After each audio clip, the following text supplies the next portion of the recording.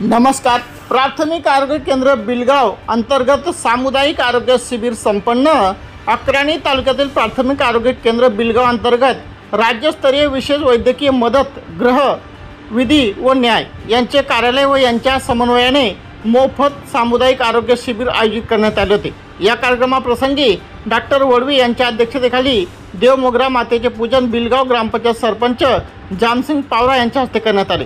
या प्रसंगी वैद्यकीय अधिकारी डॉक्टर विनोद वडवी यांनी उपस्थितांना जलजन्य, कीटकजन्य, संसर्गजन्य आणि असंसर्गजन्य आजारांबाबत माहिती दिली।